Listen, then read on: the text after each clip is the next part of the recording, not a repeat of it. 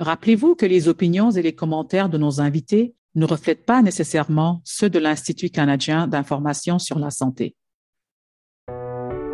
Bonjour et bienvenue au balado d'information sur la santé au Canada. Ici Ali Agnan et je suis ravie de vous retrouver pour le 3e épisode de l'Institut canadien d'information sur la santé, connu sous le nom de l'ICIS. Dans l'émission d'aujourd'hui, nous traitons l'un des problèmes les plus urgents dans le domaine des soins de santé au Canada, c'est-à-dire la crise des ressources humaines en santé, ou en termes plus simples, la crise des personnes dans le secteur de la santé. Nous y aborderons les problèmes ainsi que les solutions pour les résoudre de manière innovante aujourd'hui. Il y a une pénurie critique de médecins, d'infirmières et de nombreux autres professionnels de la santé dans tout le pays. Les équipes de première ligne sont épuisées après presque 3 ans de lutte contre la COVID-19 et les effets des retards de soins pour tous les autres.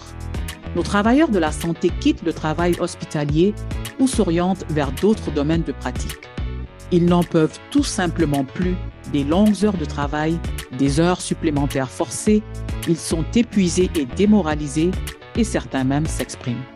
Selon un rapport, les postes vacants dans le secteur de la santé au Canada atteignent un niveau record de plus de 100 000 postes et les effets de ces derniers mois ont été désastreux. Des dizaines d'unités d'urgence et de services hospitaliers à travers le pays ont dû fermer temporairement en raison du manque de personnel. Et pour ceux qui sont ouverts, il y a eu des temps d'attente énormes. D'ailleurs, beaucoup de gens pensent que notre système de santé actuel n'est pas viable à l'avenir. Pour explorer ce sujet urgent, nous avons le plaisir d'être en compagnie du Dr Judy Morris, urgentologue à l'hôpital du Sacré-Cœur de Montréal et professeur agrégé au département de médecine familiale et de médecine d'urgence de l'Université de Montréal. Dr Morris est la présidente du conseil d'administration de l'Association des médecins d'urgence du Québec depuis 2020 et y est membre depuis 2014. Bienvenue, Dr Morris. C'est un plaisir de vous avoir avec nous aujourd'hui. Ça fait plaisir. Merci de m'inviter. Tout le plaisir est pour nous. Dr Morris, nous traversons une grave crise au niveau des ressources humaines, tant au niveau infirmier qu'au niveau des médecins de famille et urgentistes, ou encore, pourrait-on dire que nous avons actuellement un système de santé qui est au bord de l'effondrement. Pensez-vous que ceci est un nouveau problème? En fait, c'est un problème qu'on anticipait déjà.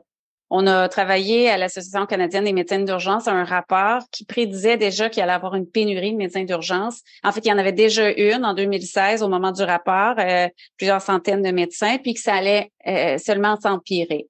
Là, la crise de la COVID, la pandémie des 2 dernières années n'a fait qu'empirer la situation et a exacerbé la pénurie de main-d'œuvre avec des gens qui ont quitté et en rendant les problèmes encore plus difficiles sur le terrain. Et est-ce que vous savez combien de médecins urgentistes ont quitté? En fait, j'ai pas la donnée pour les médecins qui manquent, mais juste pour vous donner une idée, en 2016, on estimait déjà qu'au niveau canadien, on avait près de 500 médecins d'urgence qui manquaient dans le réseau, puis des manques partout là, dans les milieux ruraux, dans les milieux urbains, puis on prédisait un manque 5 ans plus tard, l'année dernière, de plus de 1000 médecins et 10 ans plus tard, de 1500 médecins. Puis on sait, j'ai pas les chiffres en détail, qu'il y a des gens qui ont quitté à cause des conditions difficiles dans les dernières deux années en plus de ça. Pouvez-vous aller un peu plus en profondeur par rapport aux conditions difficiles, c'est-à-dire les raisons pour lesquelles ils quittent? On va peut-être en parler plus tard. Le phénomène est vraiment même pire du côté infirmier, préposé et autres professionnels là, dans les soins de santé. Mais les gens à qui on parle, qui nous disent qu'ils quittent, en fait, c'est le système qui est devenu vraiment lourd. C'est l'espèce de plaisir à travailler ou à effectuer un peu la mission, de venir soigner des patients. Quand ça devient rempli d'embûches, occasionne trop de stress, ne donne pas les ressources adéquates pour pouvoir faire le travail. On parle, le terme anglais, c'est moral injury, tu sais, la détresse morale de dire, moi là, je viens travailler, je veux soigner des patients, mais j'ai pas assez de personnel, j'ai pas assez de ressources, j'ai pas le support technologique pour faire ce travail-là. À l'urgence, c'est encore pire. Les patients ont peut-être moins d'accès en première ligne, moins d'accès à des chirurgies, puis on se retrouve dans cette espèce d'environnement-là où on manque de tout.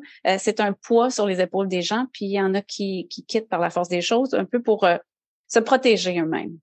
Est-ce que vous pouvez nous parler un peu plus du problème des infirmières et infirmiers? Ah ouais. La pénurie là, de personnel infirmier, c'est le défi principal, je crois, là, du réseau de la santé actuellement. Puis ça, on le voit à travers le pays, puis dans toutes les régions. Puis en fait, les régions rurales sont particulièrement touchées aussi par les pénuries de personnel infirmier. Puis ça rend le défi encore plus grand pour les prochaines années parce que c'est du personnel qui est essentiel aux soins qu'on donne. C'est du personnel polyvalent ou dans certaines régions rurales où ils vont faire parfois ils vont s'occuper de communautés en entière alors qu'il y a moins d'accès à des médecins. Donc, de s'assurer qu'on ait des nombres adéquats, qu'on forme des gens pour venir ajouter, disons, dans notre système de santé en termes de soins infirmiers, c'est le défi. On manque de personnel partout à travers le réseau. Oui, on manque des médecins, on manque de gens préposés au personnel administratif ou autres professionnels de soins. Mais le défi là auquel on fait face avec le personnel infirmier, il est grand. Puis aussi, ce personnel-là, c'est un peu un vase communicant, le danger.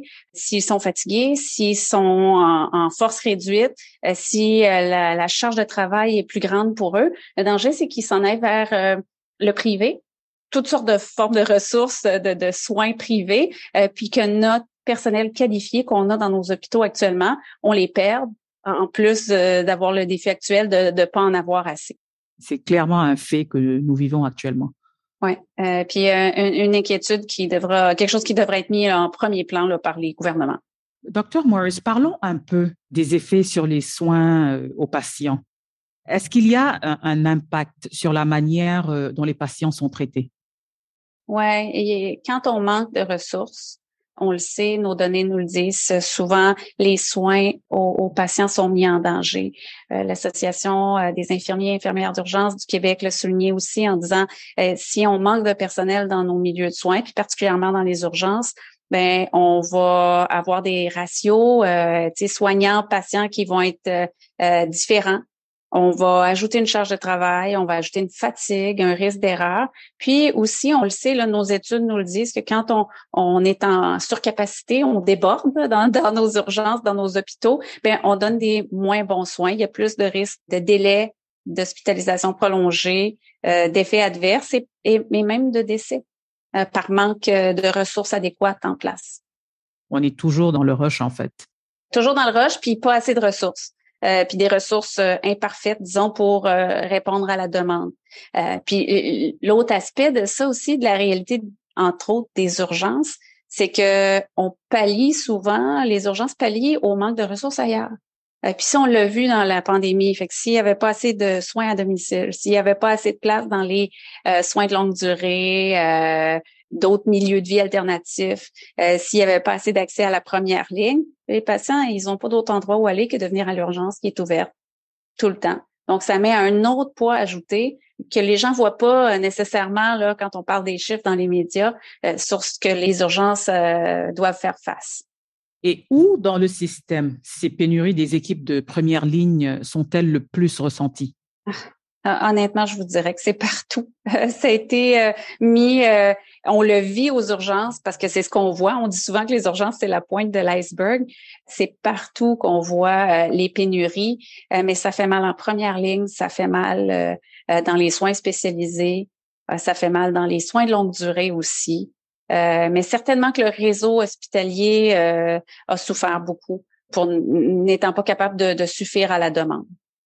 Ça aussi, on le savait. Quand venaient à chaque année les périodes d'influenza, de la grippe saisonnière en janvier, on le savait que, on débordait. On débordait à l'urgence, on débordait dans l'hôpital. On était obligé d'ouvrir des centres de soins de longue durée temporaires. Fait qu'on savait qu'on était tout souvent à la limite de ce qu'on pouvait être capable de faire comme soins.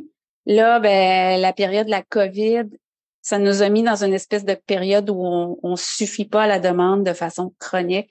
Mais les gens le disaient déjà il y a quelques années en disant on va pas, si à un moment donné il arrive une catastrophe ou des situations comme l'influenza de façon répétée, ce qu'on a vécu avec la COVID, on sera pas capable de suffire à la demande. Puis c'est ce qui a, disons, été mis au grand jour dans les 2 dernières années. Parlons un peu de l'immigration. On entend constamment dans les médias que la hausse des seuils d'immigration permettra de combler la pénurie de main-d'œuvre. Cependant, les données de l'ESIS montrent que le pourcentage d'infirmières autorisées formées à l'étranger au Canada n'a pas vraiment changé au cours des 5 dernières années, c'est-à-dire une moyenne d'environ 9%, et le pourcentage de médecins est d'environ 26%. Pensez-vous que nous avons besoin de plus d'infirmières et de médecins étrangers? Je pense qu'on en a besoin de plus tout court. Puis ça passera certainement par la formation augmentée. Mais oui, si on peut avoir des gens qui sont qualifiés, qui remplissent les exigences ou qui peuvent avoir une mise à niveau alors qu'ils arrivent ici, certainement. On n'est pas les seuls à se poser ces questions-là. D'autres pays, la Grande-Bretagne, la France le font aussi. Nous, ce qu'on trouve difficile, c'est qu'au-delà de ça, ce qu'on a déjà vu sur le terrain, c'est des gens qui nous disaient je suis capable de travailler, j'ai mes équivalences, mais souvent pour des problèmes techniques d'immigration, de visa et tout ça, ils ne pouvaient pas rester. Donc, est-ce qu'on pourrait peut-être faciliter l'accès à ces gens-là, accélérer l'accès à ces gens-là qui sont qualifiés, qui pourraient venir nous aider demain matin dans notre réseau, puis que pour des raisons souvent techniques, c'est sûr qu'il y a une logistique avec laquelle moi je suis pas familière, une lourdeur, disons, administrative, est-ce que ça pourrait pas être accéléré ou faciliter l'accès à ces gens-là pour venir nous aider dans un réseau qui en a bien besoin? Donc, alléger un peu en termes d'administration pour vraiment pouvoir combler ces postes et que ces gens puissent commencer à exercer beaucoup plus rapidement. Oui, ça passe probablement, si on dit que le système de santé est en crise, ben il faudra que ça passe peut-être par prioriser les travailleurs de la santé pour venir aider dans le réseau. C'est sûr que ce sera pas la seule réponse, mais il faut que ce soit une parmi tant d'autres réponses qui sera mise de l'avant pour nous aider là, au niveau du personnel de soins. Docteur Morris, venons-en un peu à vous. D'un point de vue personnel, votre ressenti. Comment avez-vous géré tout ce chaos, c'est-à-dire le stress, votre équilibre familial, le fait de voir vos amis démissionner, de travailler des heures supplémentaires forcées? Est-ce que cette pénurie de ressources vous a entraîné une détresse morale, c'est-à-dire de voir des personnes ne pas être soignées à temps? Ah oui, les 2 dernières années ont été très difficiles pour beaucoup de gens, pour moi comme d'autres.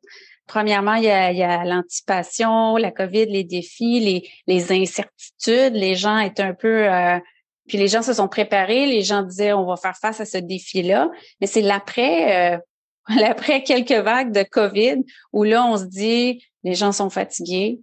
On a des défis sur le plancher en termes de ressources qu'on n'a jamais vus.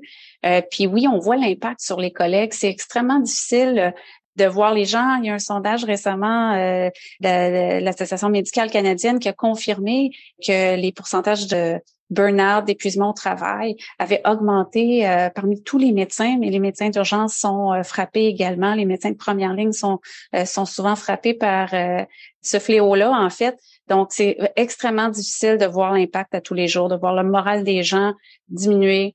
Après ça, on nous demande de dire il faut travailler à rebâtir notre réseau, à remettre des processus en place, à faire plus avec moins. Ça devient lourd, c'est difficile de trouver pour les gens sur le terrain la motivation. Fait que d'un point de vue personnel, là, c'est extrêmement lourd pour tout le monde. Et comment vous avez géré votre équilibre familial avec tous ces problèmes, en fait? En fait, souvent, ça passe par se protéger au début. Entre autres, avec la COVID, c'est de se protéger, de s'assurer la crainte de ramener l'infection à la maison, la crainte de nuire à nos proches. C'est un stress incroyable pour tout le monde. C'est sûr qu'avec le temps, on s'habitue un peu, on apprend à connaître un peu la COVID. Là, ce qui est difficile, c'est de rester connecté puis de travailler ensemble avec l'équipe. Je dirais que ça, c'est un défi. Tu sais, avec La famille, c'est sûr qu'il y a souvent des défis, de pas ramener les inquiétudes qu'on a à la maison. Mais un des gros défis que toutes les équipes vont avoir sur le terrain, c'est comment est-ce qu'on travaille ensemble, comment est-ce qu'on retrouve le plaisir au travail. Parce que, par exemple, dans mon milieu de travail, la médecine d'urgence, c'est une médecine qui est un travail d'équipe, c'est une médecine qui est stimulante, qui apporte plein de défis. Mais là, ce qu'on sent, c'est une espèce de fatigue. Les gens n'ont peut-être plus la motivation, l'intérêt en disant j'aime encore faire mon travail, mais tout ce qui vient avec est tellement lourd. L'environnement de travail, les gens qui quittent, les épuisements professionnels qu'on voit parmi les collègues, dans tout le réseau. Puis c'est un cercle vicieux parce que ça augmente la charge de ceux qui restent derrière. C'est un point énorme. Donc, ça va vraiment, il va falloir ça aussi qu'on mette l'emphase sur le bien-être des soignants parce que la qualité des soins va passer inévitablement par ça. Le travail d'équipe, puis la qualité des soins, la qualité en fait de comment on fonctionne ensemble en équipe, puis on va être capable d'avancer ensemble. Aujourd'hui, nous voyons qu'un bon nombre de travailleurs de la santé quittent la profession à cause de leur épuisement. Et le système a atteint un point où nous devons agir immédiatement pour prévenir son effondrement. Quelles sont les stratégies mises en œuvre pour atténuer l'impact sur le système et les soins aux patients? Ça revient un peu à protéger les travailleurs. Il y a eu quand même des papiers, des publications qui ont été faites sur ce sujet-là, entre autres durant la COVID. Le sentiment de sécurité, là, bien qu'il y avait plein d'inconnus quand on faisait face à la COVID-19, d'une meilleure mesure pour protéger les travailleurs ou pour qu'ils se sentent en sécurité, c'était qu'ils sentaient que leur employeur, leurs collègues ou leur administration les protégeait ou mettait un peu leur bien-être en premier. Pour le futur, là, pour s'assurer que les gens veulent venir travailler dans notre réseau public, hospitalier et première ligne et autres, il va falloir mettre les travailleurs au centre. Il va falloir les impliquer dans les décisions. Il va falloir les protéger dans certains centres hospitaliers où ils forcent les gens à rester en temps supplémentaire. C'est pas compatible avec une vie de famille, avec d'autres obligations. Donc, il faut protéger les travailleurs le plus possible, leur dire il va falloir que leur environnement soit sécuritaire pour eux. Ne mène pas au surménage. Puis il va falloir que les mesures prises peut-être impliquent les gens sur le terrain dans les décisions. Au lieu de dire on a décidé qu'on va vous faire tel horaire, peut-être que au niveau du personnel infirmier, c'est souvent une des demandes. Laissez-nous gérer notre horaire, laissez-nous nous organiser ensemble, puis on va en trouver des solutions. Il faut que ce soit au centre, en plus de recrutement, de soutenir les gens de façon adéquate pour le travail qui est fait. En connaissez-vous des stratégies qui ont été mises en œuvre pour atténuer l'impact sur le système en ce moment? En fait, ce qui est intéressant, c'est que durant certaines vagues, périodes critiques des 2 dernières années, dans le réseau, il y a eu des solutions souvent très innovantes. On a amené des étudiants en stage ou travailler plus tôt pour venir aider les gens en place. Évidemment, de former, par exemple, au Québec, des préposés aux bénéficiaires en masse pour qu'ils puissent venir aider dans nos différents établissements. Ça aussi, donc il y a toutes sortes d'outils d'aller chercher des gens de la fonction publique pour venir donner un coup de main une fois de temps en temps dans le réseau, de décloisonner certaines professions, de dire peut-être que certains professionnels vont pouvoir venir aider les infirmiers infirmières ou les médecins pour essayer de travailler plus en équipe. Donc, il y a eu des solutions innovantes. Puis là, on a l'impression que parce que c'est plus une vague COVID, on craint que les choses s'arrêtent, puis que des solutions innovantes ou peut-être de faciliter l'accès à du personnel qui vient de l'étranger plus rapidement, on craint que ces choses-là soient un petit peu mises sur pause pour retourner un peu à business as usual, là, comme un petit peu plus tout ce qui est le travail administratif, un petit peu plus lent. Alors que durant la COVID, on peut sortir un paquet d'exemples où les gens se sont mis ensemble puis ont trouvé des solutions à des problèmes qui étaient criants. Là, on parle de fermeture d'urgence imminente ou autre, où les gens disaient, laissez-nous, on va trouver des solutions. Puis l'administration disait, OK, on vous supporte, allez de l'avant avec vos solutions. Et qu'est-ce que cela signifie pour le Canadien moyen? Ça va être essentiel pour les citoyens canadiens de trouver des solutions. Dans les prochaines années, ça va être super difficile. On manque de main-d'œuvre à tous les niveaux du réseau de la santé. Il va falloir être plus innovant. Il va falloir essayer des choses. Il va falloir mettre comme on le disait plutôt, l'emphase sur le personnel de soins, parce que sinon, comme on l'a vu, si le système est dépassé, si le système peut pas répondre à la demande des patients, c'est la qualité des soins qui va en souffrir, malheureusement. Les données de l'ICIS montrent que les patients admis à travers le Canada ont attendu plus de 38 heures dans les salles d'urgence au début de la pandémie. Et on rapporte que certains patients attendent des jours avant d'être admis pour recevoir des soins. Est-ce que nous allons vers des temps d'attente plus longs? On avait déjà des temps d'attente qui augmentaient, là, mais les chiffres des derniers mois, la tendance continue. Les gens attendent pour être vus. Puis ça a l'effet pervers de faire qu'il y a certains patients qui s'en vont, mais qui devraient rester, qui devraient être vus parce qu'ils ont souvent pas d'accès ailleurs. Les temps d'attente avant d'avoir un lit à l'hôpital aussi augmentent. Donc, ça aussi, ça occasionne des délais, des complications, des hospitalisations qui sont plus longues. C'est vraiment un impact pour les patients. Puis, c'est toujours important de remettre la perspective des patients. Parce que trop souvent, quand on voit ces chiffres-là, 150%, 180% à l'urgence, quand on voit des durées d'attente, disons, prolongées, des 10 heures d'attente, souvent nous, puis les gens qui lisent les journaux ou les décideurs, ils se désensibilisent. Ah, c'est moins pire qu'hier, hier c'était 200%. Donc, il faut vraiment revenir avec la perspective patient puis dire, ça n'a pas de bon sens d'attendre 8 heures, 10 heures pour voir un médecin. Ça n'a pas de bon sens d'attendre 3 jours sur une civière d'urgence au bruit, avec la lumière ouverte 24 heures sur 24, à attendre un lit d'hôpital pour être soigné. C'est des choses où il faut faire attention de ne pas se désensibiliser. Faut pas que ça devienne seulement des chiffres, mais ce sont des expériences patients qui sont tout à fait difficiles et inacceptables, en fait, présentement. Au sujet des temps d'attente, vous savez pas comment pour les soignants, ça ajoute à l'espèce de détresse morale qu'on vit. Parce que on arrive pour travailler, puis on a 10 heures d'attente pour les patients. On a 30, 40 patients dans la salle d'attente. Et on sait qu'il y a des nouveaux patients qui vont arriver, des patients, disons, parmi certains, des patients qui auront des besoins critiques, qui vont peut-être demander une demi-heure de notre attention. C'est une montagne.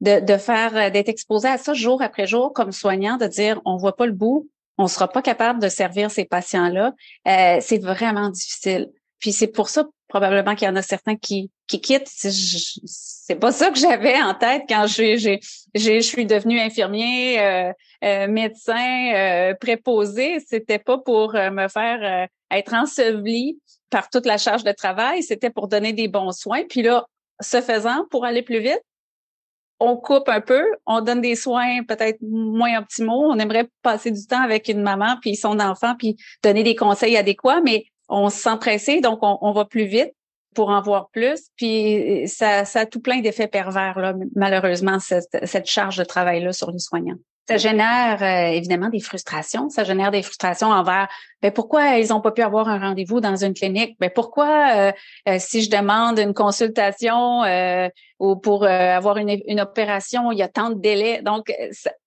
toutes les autres défaillances du système rajoutent à cette espèce de frustration-là de pas pouvoir bien servir les patients.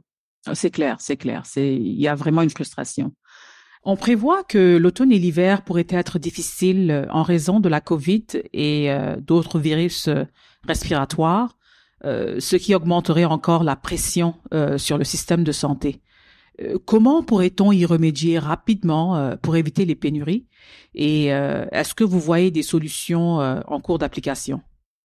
En fait, ce qui est vraiment difficile, c'est l'état dans lequel on se trouve maintenant. Comme je parlais quand on avait des vagues d'influenza, les gens fonctionnent bien l'année, puis pendant un mois, ça devient plus intense. Là, à chaque vague qui arrive, on en a même eu une cet été, un peu inattendue de cas de COVID. C'est toujours à chaque fois de dire comment est-ce qu'on va faire pour faire face à ces défis-là. Est-ce qu'il y a des solutions? Je pense que c'est vraiment la volonté de reconnaître que cet enjeu-là, il est majeur. Il faut qu'il devienne la priorité par les divers gouvernements. Il faut que ça devienne la priorité de dire la santé, il faut s'en occuper, il faut rajouter du personnel. Puis des fois aussi, c'est du personnel pas besoin d'être des médecins là partout là. Oui, il manque de médecins. Oui, il va manquer de professionnels de soins. Des fois, on se retrouve à faire le travail parce qu'on manque d'adjoints administratifs. Parce qu'on n'a pas quelqu'un pour s'occuper des ordonnances ou pour faire des téléphones. Fait que c'est partout dans le réseau. Il faut mettre la priorité, dire qu'est-ce que ça vous prend pour être efficace, puis comment est-ce qu'on peut pallier à ça. Ça va passer par une reconnaissance du travail qui est fait. Probablement, c'est sûr que si le milieu partout est compétitif, on a de la difficulté à trouver de la main-d'œuvre, il va falloir valoriser le travail qui est fait sur le terrain dans nos centres de soins. Puis probablement aussi de justement d'amener des nouvelles solutions, de pas juste prendre les vieux cadres, les vieilles solutions, de dire tout est sur la table. Il faut qu'on mette de l'avant des initiatives là pour supporter notre main-d'œuvre puis pour améliorer les choses là rapidement. En effet. Et est-ce que présentement, vous voyez des solutions en cours d'application? En fait, ça dépend des endroits. Il y a eu plusieurs initiatives qui étaient intéressantes en termes de peut-être recrutement de personnel, de regarder comment on peut, en attendant d'avoir plus de personnel formé, comment est-ce qu'on fait mieux avec moins? Puis il y en a des endroits, des hôpitaux ou des régions qui vont dire, OK, on va regarder les ressources qu'on a. Comment est-ce qu'on fait pour innover? Comment est-ce qu'on fait pour dire, on revoir nos processus puis dire, ouais, ben, on n'est peut-être pas aussi efficace qu'on pourrait l'être. Donc, soyons plus efficaces, collaborons plus. Puis, il y aura certainement des questions à se poser aussi. Dans notre système, souvent, on fait tout ce qu'on peut. Il y aura peut-être un moment donné où on va dire, on peut pas tout faire. Puis il y aura peut-être des décisions, disons, plus difficiles qui devront être discutées avant, mises de l'avant en termes de niveau d'intervention, de soins qu'on donne. Il y a des fois où on pousse la machine parce qu'on peut, mais peut-être qu'on devrait se réasseoir et dire qu'est-ce qui est mieux là pour la population en général. Merci beaucoup, Dr. Morris, d'avoir participé à ce balado. Je suis curieuse de savoir où est-ce que nous en serons d'ici 1 an, puisqu'il s'agit d'une préoccupation majeure pour la plupart des organisations de soins de santé et pour nos responsables de la santé également. Donc, merci encore du temps accordé. Ça me fait plaisir.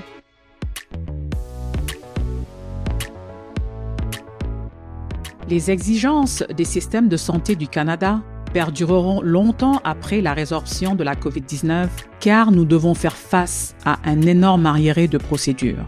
Et pour cela, nous avons besoin d'un personnel de santé solide. L'ICIS publiera de nouvelles données importantes à ce sujet plus tard cet automne. Merci d'avoir participé à notre discussion d'aujourd'hui et rejoignez-nous pour notre prochain balado lorsque nous nous pencherons sur d'autres sujets de santé importants pour vous. Notre producteur exécutif est Jonathan Colline et un grand merci à Ayla Goyette et Avis Favreau, l'animatrice du balado de l'ICIS en anglais. Pour en savoir plus sur l'Institut canadien d'information sur la santé, veuillez consulter le site www.icis.ca, le ICIS, où vous pouvez obtenir des données fiables sur des mesures de santé importantes dans tout le pays. N'oubliez surtout pas de vous abonner au balado d'information sur la santé et écoutez-le sur la plateforme de votre choix. Ici, Ali Agnan, à la prochaine.